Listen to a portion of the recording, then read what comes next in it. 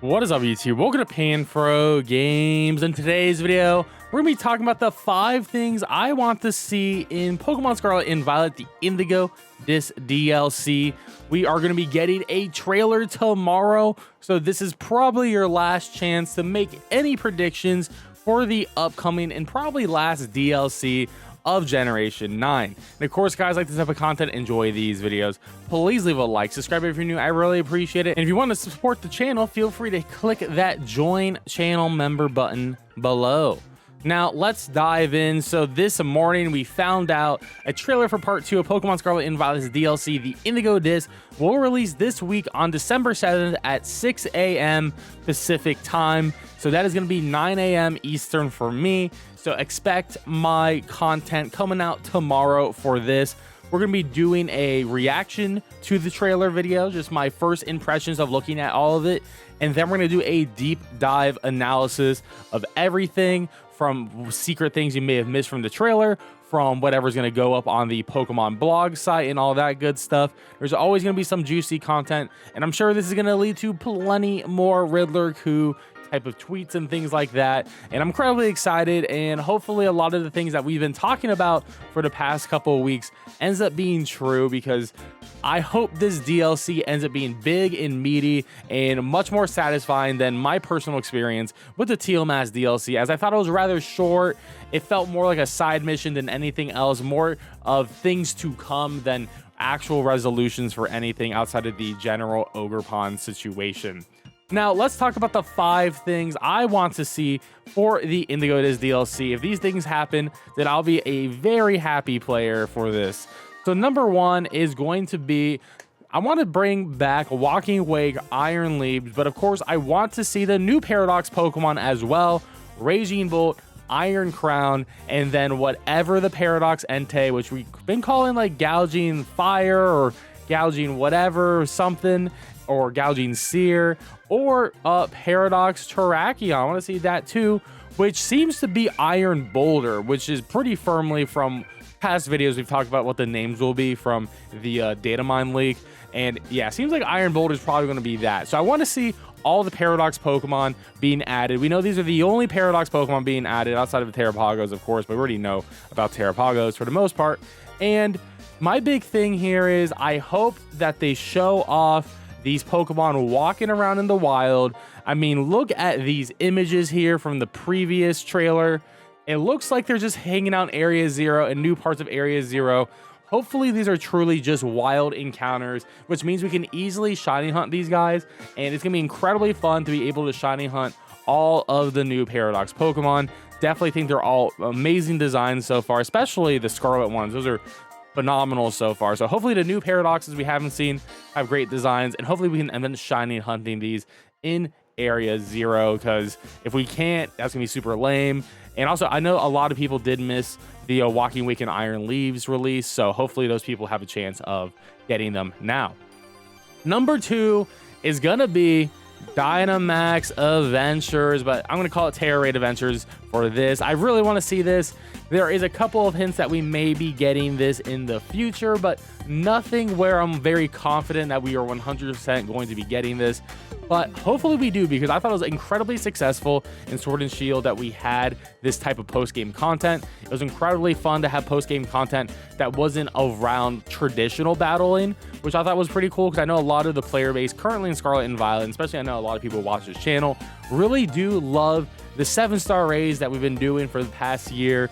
So it'd be really cool to finally top it off and have a bunch of legendary Pokemon that we can potentially shiny hunt in a post-game Tera Raid Adventures.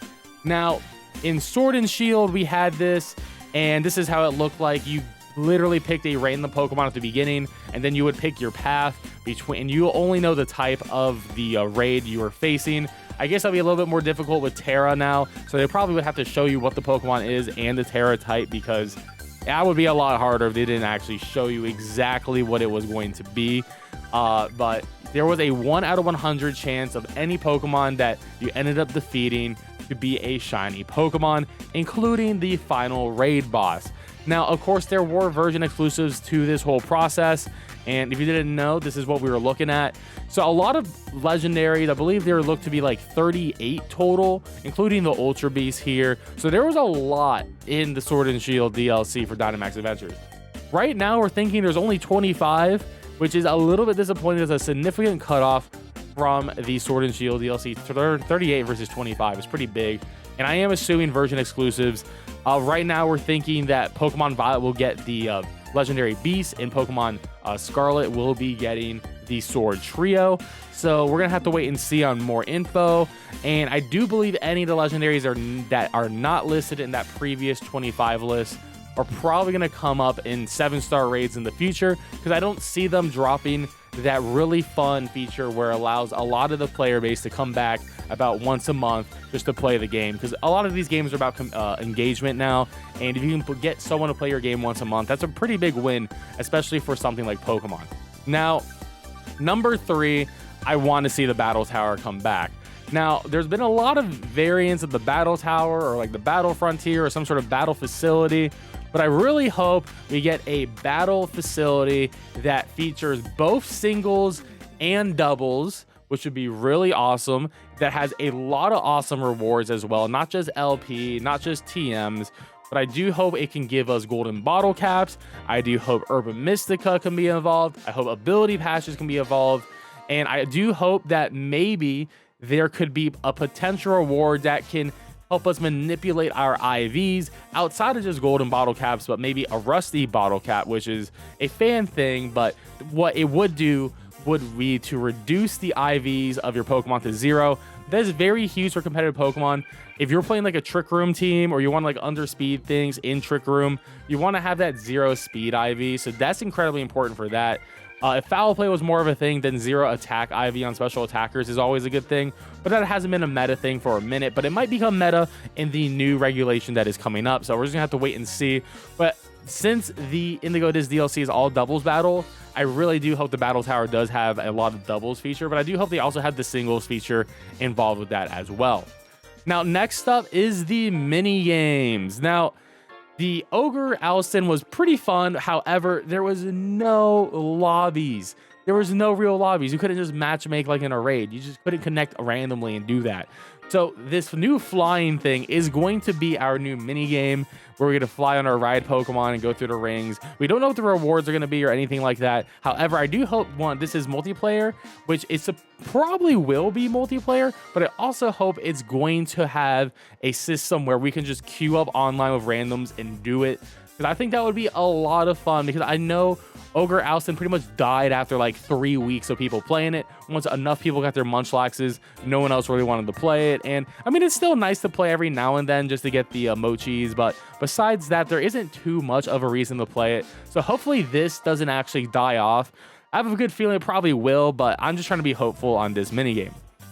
Lastly, I want to see a new 7-star legendary getting announced. We've only had one so far, which is being Mewtwo. Hopefully we get to see another badass legendary Pokemon that is probably one that won't like be included in the Tera raid adventures, because as we saw, there's only 25 of those listed.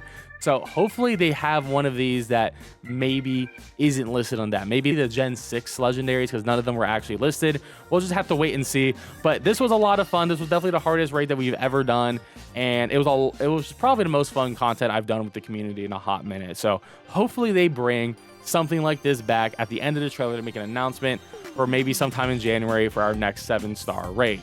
Anyways, guys, let me know in the comment section below what you hope to see in tomorrow's Pokemon Scarlet and Violet Indigo Disk trailer. I'm very excited, of course, and as I mentioned before, we are going to be covering that trailer and all the information for the days to come. So definitely hit that subscribe button if you're new. I really appreciate it, and catch you guys next time. Peace out and have a good one.